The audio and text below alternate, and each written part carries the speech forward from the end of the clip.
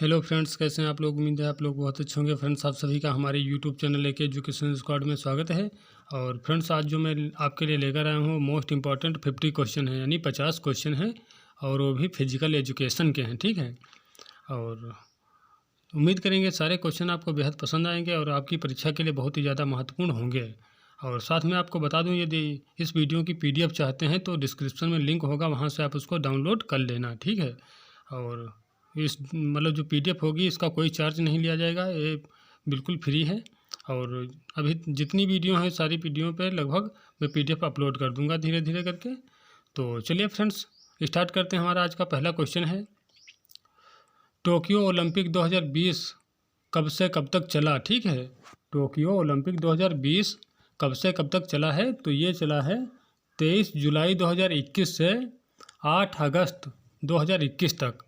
अब सोचेंगे कि टोक्यो ओलंपिक 2020 लिखा है, फिर इसका आयोजन 21 में हुआ है, तो इसका मुख्य कारण जो कोरोना था, तो कोरोना की वजह से इसको होना तो ये 2020 में था, लेकिन कोरोना की वजह से इसको 20 में ना करके 21 में किया गया है। ठीक है तो आपको ऑप्शन में यदि 20 लिखा मिले या 21 लिखा मिले सन 2021 या सन 2020, तो मान लो आप टोक्यो ओलंपिक 2020 की बात करी जा रही है। ठीक है, वो चाहे 21 लिखा हो या 20 लिखा हो, बात 20 ही की है। तो चलिए देखते हैं। तो ये हमारा क्वेश्चन पहला था, टोक्यो ओलंपिक 2020 कब से कब तक चला, तो ये चला है 23 जुलाई 2021 से 8 अगस्त 2021 तक। अगला क्वेश्चन देखते हैं, टोक्यो ओलंपिक 2020 का कौन सा आयोजन था। ठीक है, जो ये हुआ है अभी 2021 में 20 वाला, तो इसका आयोजन कौन था, तो ये 32वां आयोजन था। ठीक है, और बात करें ये इसका जो शुभंकर जो मस्केट था, तो ये मिराई तोवा था। ठीक है, जो जो ये टोक्यो ओलंपिक 2020 है, इसका जो शुभंकर था ये क्या था, मिराई तोवा था। ठीक है, और बात करें ये पैरा ओलंपिक की, तो उसका जो शुभंकर था इस बार क्या था, सोमाइटी। ठीक है, क्या था, सोमाइटी था। लेकिन यहाँ पे टोक्यो ओलंपिक जो ग्रीष्मकालीन थे उनका शुभंकर क्या था, मास्केट का था, मिराई तोवा था। ठीक है, अगला देखते हैं, बेसबॉल के खेल परिसर को क्या कहा जाता है तो इसको कहा जाता है डायमंड। ठीक है, बेसबॉल के खेल परिसर को क्या कहते हैं, तो इसको डायमंड कहते हैं। और यदि बेसबॉल की बात करी जाए तो इसमें खिलाड़ियों की संख्या कितनी होती है, जो प्लेइंग प्लेयर होते हैं, तो उनकी संख्या 9 होती है। ठीक है, खो खो खेल में भी 9 होते हैं और बेसबॉल में भी 9 होते हैं। अगला देखते हैं, प्रश्न नंबर 4, शरीर को गर्म करके मांसपेशियों को कार्य के लिए तैयार करना क्या कहलाता है। ठीक है, शरीर को गर्म करके मांसपेशियों को कार्य के लिए तैयार करना क्या कहलाता है, तो ये कहलाता है वार्म अप। ठीक है, जब हम वार्म अप करते हैं तो क्या होता है, हमारी मांसपेशियों को कार्य के लिए तैयार किया जाता है, तो उस स्थिति को क्या कहते हैं, वार्म अप कहते हैं, यानी शरीर को गर्म करना कहते हैं। अगला देखते हैं, वार्म अप कब किया जाना चाहिए, तो ये किया जाना चाहिए खेल से पहले, यानी प्रतियोगिता से पहले किया जाना चाहिए, क्या, वार्म अप। ठीक है, ताकि जो हमारी मांसपेशियां हैं, हमारा शरीर है, जो कार्य हम करने जा रहे हैं या खेलने जा रहे हैं, तो उसमें जो है लचकता आ जाए शरीर में, और जो कार्य के अनुसार हमारी मांसपेशियां कार्य करें। ठीक है, तो वार्म अप की बात करी जा रही, तो वार्म अप मुख्य रूप से 2 प्रकार से होते हैं, एक तो सक्रिय होता है, दूसरा निष्क्रिय होता है। ठीक है, तो सक्रिय वार्म अप होता है जिसमें हम खेल से पहले हल्के फुल्के व्यायाम करते हैं। ठीक है, हल्के फुल्के व्यायाम कर जो हम अपने शरीर को गर्म करते हैं उसको क्या बोलते हैं, सक्रिय वार्म अप। ठीक है, और फिर दूसरी तरफ होता है निष्क्रिय वार्म अप। इसमें क्या होता है कि जब हम किसी नशीले पदार्थ या उत्तेजना बढ़ाने वाले जो है मेडिसिन्स, ठीक है, दवाओं का इस्तेमाल करते हैं, तो उसे निष्क्रिय बोला जाता है। ठीक है, तो वार्म अप कब किया जाता है, तो खेल से पहले, यानी प्रतियोगिता से पहले 2 प्रकार के होते हैं, सक्रिय और निष्क्रिय। सक्रिय वार्म अप होता है जिसमें हम हल्के फुल्के व्यायाम करके शरीर को गर्म करते हैं, मांसपेशियों को तैयार करते हैं खेल के अनुरूप बनाने के लिए। और जो वहीं पे बात करें निष्क्रिय वार्म अप की, तो निष्क्रिय वार्म अप में क्या होता है, हम जब कुछ दवाओं का इस्तेमाल करके हम शरीर को गर्म करते हैं या खेल के लिए तैयार करते हैं, तो उसको निष्क्रिय वार्म अप या निष्क्रिय गरमाना कहते हैं। अगला देखते हैं, प्रश्न नंबर 6 है, कूलिंग डाउन, जिसे हम लिम्बरिंग डाउन भी आपको लिखा मिल जाएगा। ठीक है, कूलिंग डाउन या कूल डाउन, या फिर आपको मिलेगा लिम्बरिंग डाउन। ठीक है, शब्द याद रखना, कूलिंग डाउन या लिम्बरिंग डाउन कब किया जाना चाहिए, तो ये प्रतियोगिता के बाद में किया जाना चाहिए। ठीक है, कब किया जाना चाहिए, प्रतियोगिता के बाद में।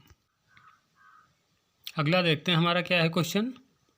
प्रश्न नंबर 7 है, हॉकी खेल की समय अवधि होती है, तो हॉकी खेल की जो समय अवधि होती है 60 मिनट की होती है। ठीक है, हॉकी जो खेल होता है उसकी वर्तमान में जो खेल समय है वो कितनी है, 60 मिनट होती है। ठीक है, और इसको देख लेते हैं किस तरह से 60 मिनट बनते हैं।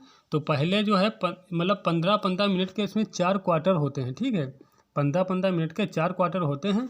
तो सबसे पहले 15 मिनट का खेल होगा, फिर उसके बाद 2 मिनट का रेस्ट होगा। ठीक है, फिर उसके बाद 15 मिनट का खेल होगा, फिर उसके बाद 5 मिनट का रेस्ट होगा, और फिर उसके बाद 15 मिनट का खेल होगा, फिर उसके बाद 2 मिनट का रेस्ट होगा, फिर लास्ट में फिर 15 मिनट का गेम होगा। ठीक है, तो यानी कहने का मतलब ये है कि 15-15 मिनट के 4 क्वार्टर होते हैं, तो 15 चक्कू 60 आपका खेलने का जो समय हो गया वो 60 मिनट हो गया। ठीक है, और बात करी जाए कि ये सन 2019 से पहले जो था तो उसमें मतलब इस तरीके से नहीं होता था। सन 2019 से पहले मतलब टाइमिंग जो थी वो 70 मिनट की थी। ठीक है, उसमें 35-35 मिनट के 2 हाफ होते थे। ठीक है, लेकिन अब 60 मिनट खेल होता है, 15-15 मिनट के 4 क्वार्टर होते हैं। अगला देखते हैं, अगला है क्वेश्चन नंबर 8, हॉकी खेल के मैदान की लंबाई चौड़ाई होती है। तो जो हॉकी का खेल होता है तो उस हॉकी खेल के जो मैदान होता है, ठीक है, मैदान जो होता है जहाँ पर खेला जाता है, तो उस फील्ड या मैदान को जो लंबाई और चौड़ाई होती है उसकी, इसको देख लेते हैं। तो इसकी लंबाई जो होती है वो होती है 100 गज यानी 100 यार्ड, और फिर चौड़ाई की बात करें तो 60 गज यानी 60 यार्ड हो जाएगी। ठीक है, हॉकी खेल की लंबाई 100 गज और चौड़ाई 60 गज। ठीक है, और यदि बात करें मीटर में, तो मीटर में 91.04 मीटर इसकी लंबाई होती है, और चौड़ाई की बात करें तो 55 मीटर हॉकी खेल के मैदान की चौड़ाई होती है। ठीक है, तो याद रखना आप, हॉकी खेल की जो लंबाई होती है हॉकी खेल के मैदान की वो 100 गज होती है, चौड़ाई 60 गज होती है। ठीक है, और मीटर में बात करें 91.40 मीटर लंबाई, 55 मीटर चौड़ाई होती है। अगला देखते हैं, प्राणायाम के चरण होते हैं। ठीक है, जो ये प्राणायाम जो है वो जो मतलब योग जो होता है, तो योग अष्टांग योग का मतलब एक भाग है ये। ठीक है, तो इसके चरण के, प्राणायाम के चरण कितने होते हैं, ठीक, ये हमें क्वेश्चन में बताना है। तो प्राणायाम के 3 चरण होते हैं। ठीक है। प्राणायाम के चरण कितने होते हैं, तो 3 होते हैं। कौन कौन से, पूरक, कुंभक, रेचक। ठीक है, यहाँ पे पूरक का मतलब होता है जब हम सांस को अंदर खींचते हैं, ठीक है, लेते हैं, तो उसको क्या बोलते हैं, उसको पूरक बोलते हैं। ठीक है, और जो सांस हमने अंदर ली है उसको जब अंदर रोकते हैं उसको क्या बोलते हैं, कुंभक बोलते हैं। और फिर जब सांस हम वही सांस रिलीज करते हैं, छोड़ते हैं, तो उस छोड़ने को क्या कहते हैं, रेचक। ठीक है, तो पूरक का मतलब है सांस को अंदर लेना, कुंभक का मतलब है सांस को हम रोकते हैं, उसको कुंभक कहते हैं। ठीक है, और जो रेचक होता है जब हम सांस छोड़ते हैं उसको रेचक कहते हैं। और बात करी जाए कि प्राणायाम क्या मतलब अष्टांग जो योग होता है तो उसमें अंग कितने होते हैं, तो अष्टांग योग में अंग होते हैं 8। ठीक है, और कौन कौन से होते हैं यदि बात करी जाए तो यम, नियम, आसन, प्राणायाम, प्रत्याहार, धारणा, ध्यान, समाधि, ये जो है 8 इसके होते हैं अंग, किसके, अष्टांग योग के। ठीक है, और योग शब्द की उत्पत्ति जो हुई है संस्कृत भाषा के युज धातु से हुई है। ठीक है, जिसका अर्थ होता है जुड़ना या जोड़ना। ठीक है, यानी आत्मा से परमात्मा का मेल ही योग है। ठीक है, और इसकी उत्पत्ति किससे हुई है, युज धातु से हुई है। ठीक है, किससे, युज धातु से हुई है। ठीक है, इसका अर्थ होता है मतलब योग का अर्थ होता है जुड़ना या जोड़ना।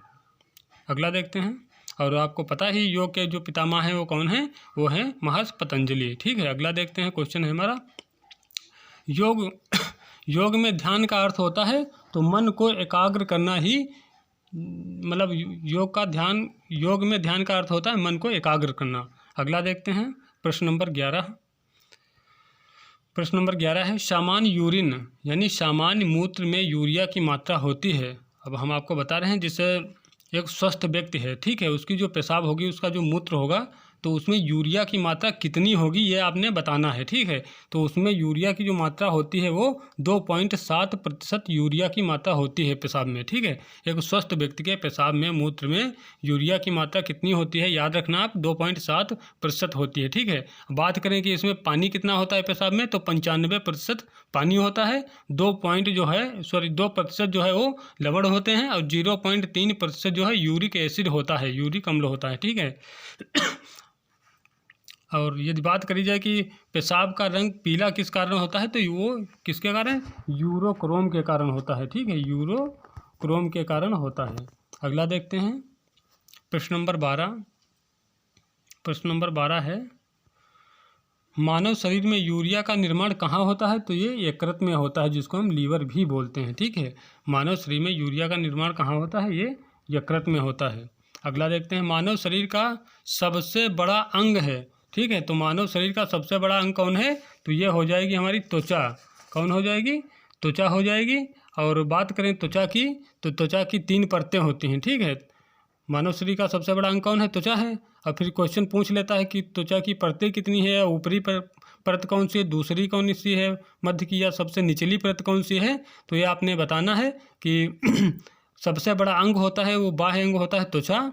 और त्वचा की कितनी परतें होती हैं, तो इसकी 3 परतें होती हैं। कौन कौन सी, एपिडर्मिस, डर्मिस, हाइपोडर्मिस, ठीक है। एपिडर्मिस, डर्मिस, हाइपोडर्मिस होती है। जो एपिडर्मिस होती है वो त्वचा की बाहरी परत होती है, और जो डर्मिस होती है, ठीक है, कौन सी, डर्मिस, डर्मिस जो होती है ये क्या होती है, मध्य वाली होती है, ठीक है।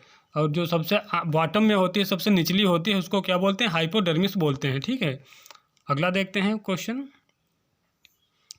अगला है क्वेश्चन हमारा 14 नंबर, किडनी की कार्यात्मक इकाई को क्या कहा जाता है, तो इसको नेफ्रॉन कहा जाता है, ठीक। किडनी की कार्यात्मक इकाई को क्या कहते हैं, तो इसको नेफ्रॉन कहते हैं। और आपको बता दें, ये किडनी का जो अध्ययन होता है, ठीक है, किडनी का जो अध्ययन होता है उसे नेफ्रोलॉजी कहते हैं, ठीक है। और किडनी हमारे शरीर में 2 होती हैं, एक कमर के पास में, और यदि मान लो बाई चांस एक, खुदा न खास्ता भगवान ना करे कभी हो, बाई चांस एक गड़बड़ भी हो जाती है, फिर भी एक से आपका काम चल सकता है पेशेंट का, ठीक है। तो और जो किडनी होती है उसका मुख्य कार्य होता है ब्लड का शुद्धिकरण करना, ठीक है। जो ब्लड में जो अवशिष्ट पदार्थ होते हैं उनको बाहर निकालना, खास करके यूरिया को। अगला देखते हैं प्रश्न नंबर है 15, धीमी गति से लगातार दौड़ने की प्रक्रिया को क्या कहते हैं। धीमी गति से लगातार दौड़ने की प्रक्रिया को क्या कहते हैं, तो इसको कहते हैं जॉगिंग, ठीक है। अगला है 16 नंबर, गति प्रेरक का संबंध होता है, तो ये होता है हृदय से। गति प्रेरक का संबंध किससे होता है, तो हृदय से होता है। प्रश्न नंबर देखते हैं क्या है, 17 है, टोक्यो ओलंपिक 2022 में भारत की तरफ से ध्वजवाहक कौन थे, तो भारत की तरफ से ध्वजवाहक थे मनप्रीत सिंह, ठीक है। मनप्रीत सिंह जो कि हॉकी से थे, और इनके साथ में कौन था, मैरी कॉम, एमसी मैरी कॉम, जो कि मुक्केबाज हैं, ठीक है। तो 2 लोग थे भारत की तरफ से ध्वजवाहक, कौन थे, 2 लोग, मनप्रीत सिंह और मैरी कॉम, ठीक है। और मनप्रीत जो है वो हॉकी से थे, मैरी कॉम जो हैं वो मुक्केबाजी थी, ठीक है। और बात करी जाए तो समापन समारोह में ध्वजवाहक कौन थे, तो ये थे बजरंग पुनिया, ठीक है। समापन समारोह में कौन थे, बजरंग पुनिया थे, जो कि कुश्ती से संबंधित हैं, ठीक है। अगला देखते हैं प्रश्न नंबर 18, टोक्यो ओलंपिक 2020, ठीक है, जो कि 20 कहा लिखा है, लिखा पढ़ी में 20 है, लेकिन हुआ कब है, 21 में हुआ था, ठीक है। टोक्यो ओलंपिक 2020 में पदक तालिका में शीर्ष स्थान पर कौन सा देश रहा है, ठीक है। तो ये रहा है अमेरिका, और अमेरिका ने कुल 113 पदक जीते हैं, जिसमें से 39 गोल्ड मेडल हैं, 41 सिल्वर मेडल हैं, 33 ब्राउन्ज मेडल हैं, ठीक है। टोक्यो ओलंपिक में 2020 में जो पदक तालिका में शीर्ष स्थान पर कौन सा देश रहा, अमेरिका रहा है। और कितने पदक जीते हैं, टोटल 113 पदक जीतकर नंबर मतलब 1 पर रहा है, ठीक है। और जिसमें से 113 में से 39 जो हैं गोल्ड हैं, यानी स्वर्ण पदक हैं, 41 रजत पदक हैं, और 33 जो हैं वो ब्राउन्ज मेडल यानी कांस्य मेडल हैं, ठीक है। अगला देखते हैं षटकर्म ये ध्यान रखना, इसको बहुत ही महत्वपूर्ण क्वेश्चन है। षट कर्म यानी जिनको हम शुद्धि क्रियाएं बोलते हैं, ठीक है। तो षट कर्म कितनी होती हैं? तो ये 6 प्रकार की होती हैं षट कर्म, ठीक है। तो कौन कौन सी है? नेति, धवत, नवल, बस्त, कपालभाति और त्राटक, ठीक है। जो षट कर्म क्रियाएं होती हैं वो कितनी होती हैं? 6 प्रकार की होती हैं, जिनको हम शुद्धि क्रियाएं कहते हैं, ठीक है। इनके द्वारा हम शरीर का शुद्धिकरण करते हैं अंदर से, ठीक है। तो कौन कौन सी हैं? नेति हो गई, धौति हो गई, नवल, बस्त, कपालभाति और त्राटक, ये 6 होती हैं षटकर्म शुद्धि क्रियाएं, जिनकी वजह से हम अपने शरीर को अंदर से साफ सुथरा एवं शुद्ध करते हैं। अगला देखते हैं। योग का शाब्दिक अर्थ होता है, तो इसका अर्थ होता है जुड़ना, ठीक है। आत्मा का परमात्मा से मेल या जुड़ना ही क्या कहलाता है? योग कहलाता है। सॉरी। प्रश्न नंबर 21, लार किसके पाचन में सहायक होती है? तो ये स्टार्च के पाचन में सहायक होती है लार, ठीक है। अगला देखते हैं। लार में कौन सा एंजाइम पाया जाता है? तो ये टाइलिन एंजाइम पाया जाता है, ठीक है। लार में कौन सा एंजाइम पाया जाता है? टाइलिन। और जो भोजन होता है, भोजन पचने की जो प्रक्रिया होती है वो कहाँ से शुरू हो जाती है? इस प्रकार से क्वेश्चन आ जाता है कि जो भोजन होती है, तो भोजन जो पचने की प्रक्रिया है वो कहाँ से स्टार्ट हो जाती है? तो भोजन पचने की प्रक्रिया हमारे मुँह से ही स्टार्ट हो जाती है, ठीक है। और क्वेश्चन एक और भी आ जाता है कि जो दांत होते हैं ये एक मुख का अंग है या पाचन तंत्र का? तो जो दांत होते हैं हमारे वो पाचन तंत्र का अंग होते हैं, ठीक है। गलती से कभी मुंह का अंग मत लगा देना, ठीक है। दांत जो होते हैं वो पाचन तंत्र का अंग होते हैं। अगला देखते हैं। अगला है 23 नंबर प्रश्न। मूत्र का हल्का पीला रंग किसकी उपस्थिति के कारण होता है? तो यूरोक्रोम की उपस्थिति के कारण मूत्र का पीला रंग होता है, और जिसमें यूरिया अधिक होती है पेशाब में, पानी अधिक होता है, फिर उसके बाद यूरिया होती है। अगला देखते हैं क्या है। 24 नंबर प्रश्न है। किडनी में पाया जाने वाला प्रमुख रासायनिक यौगिक कौन सा होता है? तो ये होता है कैल्शियम ऑक्सलेट, ठीक है। जो पथरी बनी होती है हमारे शरीर में, गुर्दे में या पित्ताशय में, तो जो पथरी बनी होती है वो किसकी बनी होती है? वो कैल्शियम ऑक्सलेट की बनी होती है, ठीक है। पथरी बनने का मुख्य कारण क्या होता है? कैल्शियम ऑक्सलेट होता है। पथरी इसी तत्व की बनी होती है, कैल्शियम ऑक्सलेट की, ठीक है। अगला देखते हैं। हमारे शरीर में उत्सर्जित अंग हैं, ठीक है। हमारे शरीर में उत्सर्जित अंग हैं, तो कौन कौन से हैं? किडनी हो गई, ठीक है, त्वचा हो गई, फेफड़े हो गए और यकृत हो गई। ये सब क्या हैं? उत्सर्जी अंग हैं। हमारे शरीर के उत्सर्जी अंग कौन कौन से हैं? किडनी, त्वचा, फेफड़े, यकृत हो गए, ठीक है। अगला देखते हैं। शरीर से विषैले पदार्थ को निकालने की प्रक्रिया को क्या कहा जाता है? तो इसको कहा जाता है उत्सर्जन, ठीक है। रिपीट कर देते हैं एक बार। शरीर में विषैले पदार्थ, अब ये देख लेते हैं विषैले पदार्थ कौन कौन सा निकालते हैं लोग। तो शरीर में विषैले पदार्थ हैं यूरिया, अमोनिया, यूरिक एसिड यानी यूरिक अम्ल, ठीक है। यूरिया, अमोनिया और यूरिक एसिड को निकालने की प्रक्रिया को क्या कहा जाता है? तो विषैले पदार्थों को निकालने की प्रक्रिया को क्या कहा जाता है? उत्सर्जन कहा जाता है, ठीक है। और इनको निकालने का मुख्य कार्य कौन करता है? तो हमारी किडनी है, तो चाहे फेफड़े हैं, यकृत हैं, निकालते हैं, ठीक है। और उत्सर्जन का मतलब होता है त्याग करना, ठीक है। जो शब्द है उत्सर्जन, तो इसका जो अर्थ होता है उसका मतलब होता है त्याग करना। अगला देखते हैं। पेसमेकर का कार्य होता है, तो ये दिल की धड़कन को प्रारंभ करना होता है, ठीक है। पेसमेकर का जो कार्य होता है वो क्या होता है? दिल की धड़कन जो होती है उसको प्रारंभ करना होता है। अगला देखते हैं। टोक्यो ओलंपिक 2020 में भारत का स्थान रहा है। तो टोक्यो ओलंपिक 2020 वाला जो 21 में हुआ है उसमें भारत का स्थान कौन सा है? तो 48वां स्थान है, ठीक है। और 48वां स्थान इसलिए है क्योंकि भारत ने अभी तक सर्वोच्च मेडल जीते हैं, ठीक है। सबसे ज़्यादा इन्होंने प्रदर्शन किया है अच्छा। तो इन्होंने कितना अच्छा किया है? 7 मेडल टोटल जीते हैं भारत देश ने, जो कि सर्वोच्च इस बार का प्रदर्शन रहा है पिछले की अपेक्षा, ठीक है। तो भारत ने 7 पदक जीते हैं और 7 पदक जीतकर 48वें स्थान पर हैं, ठीक है। और जिसमें से एक जो है गोल्ड मेडल है, 2 हैं सिल्वर मेडल और 4 ठोर जो हैं वो ब्राउन्ज मेडल हैं, ठीक है। यानी कहने का मतलब यह है भारत 7 पदक जीतकर 48वें स्थान पर है और 7 पदक में से एक पदक जो है गोल्ड मेडल है, दो ठौर सिल्वर मेडल है और 4 ठौर ब्राउन यानी कांस्य पदक हैं, ठीक है। तो टोटल 7 हैं। अगला देखते हैं। भारत की तरफ से टोक्यो ओलंपिक 2022 में स्वर्ण पदक किसने जीता, ठीक है। भारत की तरफ से टोक्यो ओलंपिक 2020 में ठीक है, सन 2020 में जो कि 21 में हुए हैं 20 वाले ओलंपिक में स्वर्ण पदक किसने जीता है, तो नीरज चोपड़ा ने स्वर्ण पदक जीता था। और इनका जो खेल है तो जेवलिन थ्रो है यानी भाला फेंक है। और इन्होंने कितनी दूरी तय की थी, तो 87.58 मीटर, ठीक है, 87.58 मीटर की मतलब इतनी दूर भाला फेंका था और भारत को स्वर्ण पदक दिलाया था।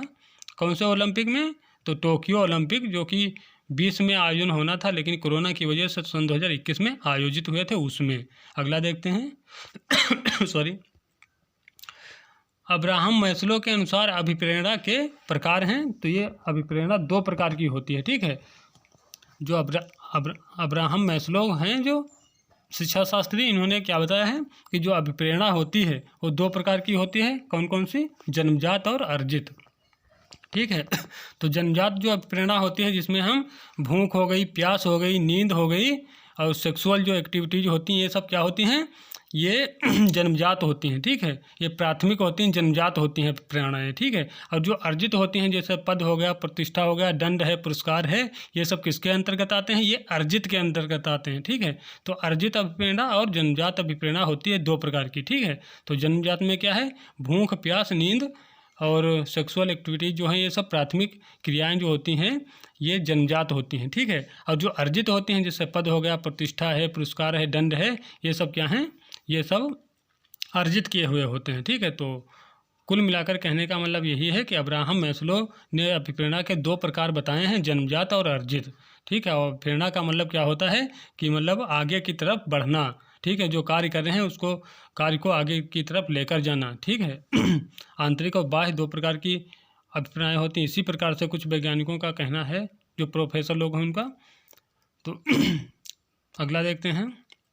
प्रश्न नंबर 31, नैतिक विकास का सिद्धांत किसने दिया है, तो नैतिक विकास का सिद्धांत दिया है कोहलबर्ग ने, ठीक है। कोहलबर्ग ने नैतिक विकास का सिद्धांत दिया है। अगला है, मनोविश्लेषणात्मक सिद्धांत किसने प्रतिपादित किया है या किसने दिया है, तो ये मनोविश्लेषणात्मक सिद्धांत जो दिया है वो सिगमंड फ्रायड ने दिया है, ठीक है।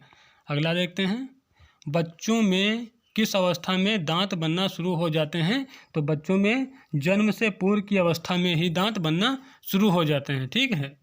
जब बच्चा पैदा होता है तो उसके लगभग 2.5 से 3 वर्ष के भीतर दांत निकलना स्टार्ट हो जाते हैं, ठीक है। और जो बच्चों की जो अवस्थाएं होती हैं 0 से लगभग 5-6 साल तक शैशवावस्था, फिर उसके बाद 12 वर्ष तक बाल्यावस्था, फिर 12 से 18 तक किशोरावस्था, फिर उसके बाद प्रौढ़ावस्था है, ठीक है। अगला देखते हैं। प्रश्न नंबर है हमारा 34, लेडी रतन टाटा ट्रॉफी किस खेल से संबंधित है, तो ये महिला हॉकी से संबंधित है, ठीक है। लेडी रतन टाटा ट्रॉफी किस खेल से संबंधित है, तो महिला हॉकी से है। अगला है, हॉकी में पेनाल्टी स्ट्रोक कितनी दूरी से लिया जाता है, ठीक है। क्वेश्चन है हमारा, हॉकी में पेनाल्टी स्ट्रोक कितनी दूरी से लिया जाता है, तो ये 7 गज यानी 7 यार्ड, ठीक है, जिसको हम गज बोलते हैं, ठीक है। 7 यार्ड की दूरी से जो है पेनाल्टी स्ट्रोक लिया जाता है। और जिससे यदि मीटर में पूछे तो 6.40 मीटर कहते हैं, ठीक है। 7 यार्ड कहिए या फिर 6.40 मीटर कहिए। सॉरी। अगला देखते हैं।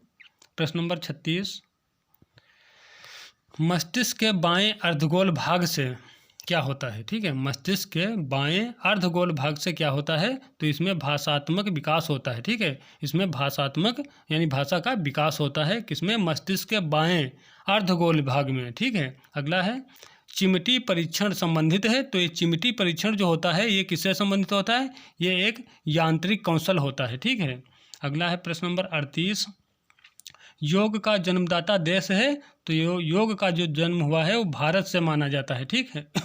और योग के जो पितामह हैं वो कौन है, महर्षि पतंजलि हैं, ठीक है। अगला देखते हैं, ब्लड में कौन सी धातु पाई जाती है, तो इसमें लोहा पाया जाता है। ठीक है, रक्त में कौन सी धातु पाई जाती है? तो लोहा पाया जाता है।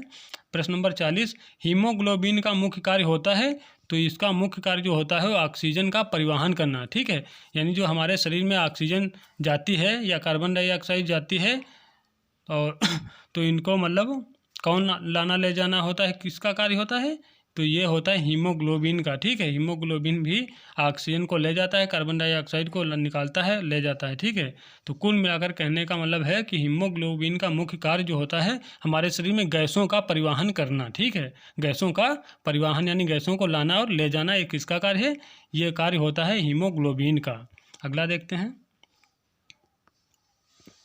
हॉकी का सर्वप्रथम द्रोणाचार्य अवार्ड किसे मिला? हॉकी खेल में सर्वप्रथम द्रोणाचार्य अवार्ड किसे मिला है? तो ये मिला है यम के कौशिक को। ठीक है, यम के कौशिक को मिला है। अगला है, आरएनए का मुख्य कार्य होता है। तो इसका मुख्य कार्य होता है प्रोटीन का संश्लेषण करना। ठीक है, आरएनए का मुख्य कार्य होता है प्रोटीन का संश्लेषण करना और इसका जो फुल फॉर्म होता है राइबो न्यूक्लिक एसिड। ठीक है, याद कर लेना, आरएनए का जो फुल फॉर्म होता है राइबो न्यूक्लिक एसिड होता है और आरएनए का जो मुख्य कार्य होता है प्रोटीन का संश्लेषण करना। ठीक है, अगला देखते हैं, 43 नंबर क्वेश्चन है, फुटबॉल खेल की समय अवधि होती है। ठीक है, तो फुटबॉल खेल की जो समय अवधि होती है वो 90 मिनट की होती है। ठीक है, इसमें क्या होता है 45 मिनट के 2 हाफ होते हैं। ठीक है, 45 मिनट के 2 हाफ होते हैं जिसमें 90 मिनट का कुल समय होता है फुटबॉल खेल में।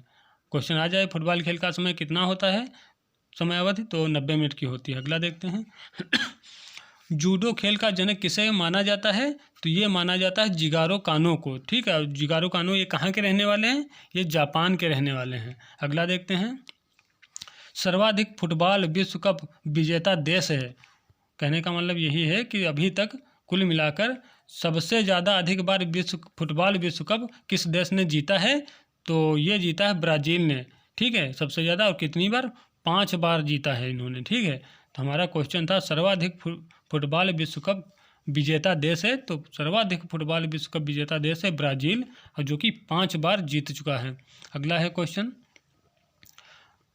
Rovers cup, Santosh trophy, Merdeka cup, Subroto Cup. ठीक है, सुब्रतो मुखर्जी कप है। ठीक है, Subroto Mukherjee cup, Colombo cup, Durand cup, FIFA विश्व कप, यह सभी कप किस खेल से संबंधित हैं? तो ये सभी फुटबॉल से संबंधित हैं। एक बार रिपीट कर देते हैं sorry, rovers cup, Santosh trophy, Merdeka cup, Subroto Mukherjee cup, Colombo cup, Durand cup, FIFA विश्व कप, या और ये सभी जो कितने मतलब ये सभी जो कप हैं किस खेल से संबंधित हैं? तो ये सभी फुटबॉल खेल से संबंधित हैं। प्रश्न नंबर देख लेते हैं 47 है, बंदर में कितने जोड़े गुणसूत्र यानी क्रोमोसोम पाए जाते हैं? तो बंदर में जो 24 जोड़ी जो होते हैं गुणसूत्र पाए जाते हैं, और यदि बात करें कि कितने पाए जाते हैं तो 48। ठीक, 24 जोड़ी या 48 गुणसूत्र पाए जाते हैं, जबकि पुरुष में 23 जोड़ी या 46 पाए जाते हैं जिसमें। और गुणसूत्र की बात करें तो जो बच्चे का लिंग निर्धारण होता है वो जो पिता होता है, पिता के गुणसूत्र से बच्चे का मतलब लिंग पता चलता है कि लड़का होगा या लड़की, क्योंकि पिता जो होता है उसके पास होते हैं यक्स वाई। ठीक है, यक्स वाई, और माता के पास जो होते हैं गुणसूत्र वो यक्स होते हैं। यदि पिता का यक्स माता का यक्स मिलेगा, ठीक है, तो 100% लड़की होगी। ठीक है, यदि माता का यक्स पिता का वाई, ठीक है, पिता का वाई माता का यक्स मिलेगा तो 100% लड़के होने की संभावना होती है। ठीक है और जो पुरुष होता है यानी मनुष्य में गुणसूत्र की संख्या कितनी होती है? 23 जोड़ी होती है, या फिर 46 कही है, लेकिन बंदर की यहाँ पे बात की गई है तो बंदर में 24 जोड़ी या फिर 48 पाए जाते हैं। अगला देखते हैं प्रश्न नंबर 48, टेनिस, बैडमिंटन, खो खो, ये इनको ध्यान से देखना, टेनिस हो, badminton, kho kho, kabaddi, netball, handball, volleyball, squash, इन सबका खेल परिसर क्या कहलाता है? ठीक है, तो इनके जहाँ पे ये खेले जाते हैं जिस जगह पे उसको क्या बोलते हैं? जैसे फील्ड हो गया, पूल हो गया, स्विमिंग कोर्ट हो गया तो इसी प्रकार बताना है कि मतलब किस खेल का मतलब कौन सा जगह को क्या बोलते हैं, इनके खेल के मैदान को क्या बोलते हैं, ये हमने बताना है। ठीक है, तो हमारा क्वेश्चन है टेनिस खेल, badminton, kho kho, kabaddi, netball, handball, volleyball, squash, इन सब का जो खेल परिसर है यानी खेलने का जो मैदान होता है उसको क्या बोलते हैं, या वो कहाँ पे वो खेला जाता है, ठीक है। तो उसको कोर्ट बोलते हैं।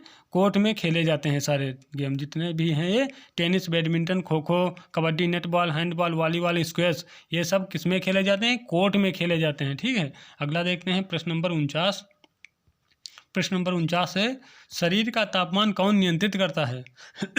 तो ये हाइपोथैलेमस नियंत्रित करता है, ठीक है। शरीर का तापमान कौन नियंत्रित करता है? तो हाइपोथैलेमस नियंत्रित करता है, जो कि मस्तिष्क में होता है, ठीक है।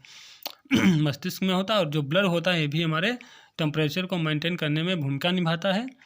और बात करें ये तापमान की, तो तापमान हमारा जो होता है एक स्वस्थ व्यक्ति का जो होता है वो 37 डिग्री, ठीक है, कितना, 37 डिग्री सेल्सियस होता है। यदि बात करें फ़ारेनहाइट की तो 98.6 डिग्री फ़ारेनहाइट होता है, ठीक है, 98.6 फ़ारेनहाइट होता है। यदि बात करें केल्विन की तो ये होता है 310 केल्विन, ठीक है, 310 केल्विन होता है। अगला देखते हैं प्रश्न नंबर 50, राइबोसोम किसके बने होते हैं, ठीक है। जो राइबोसोम्स होते हैं ये किसके बने होते हैं? तो ये आरएनए यानी राइबोन्यूक्लिक एसिड प्लस प्रोटीन के बने होते हैं, ठीक है। जो आरएनए होते हैं वो किसके बने होते हैं? तो आरएनए जो बने मतलब राइबोसोम जो होते हैं, ठीक है, राइबोसोम जो होते हैं वो आरएनए प्लस प्रोटीन के बने होते हैं, ठीक है। और जो प्रोटीन का कार्य होता है हमारे शरीर में वो मांसपेशियों का निर्माण करना होता है, ठीक है। तो फ्रेंड्स ये थे हमारे क्वेश्चन आज के, और उम्मीद करें सारे क्वेश्चन आपको बेहद पसंद आएंगे, आपकी परीक्षा में बहुत ज़्यादा हेल्प करेंगे। और मिलते हैं कल फिर 50 क्वेश्चन के साथ में।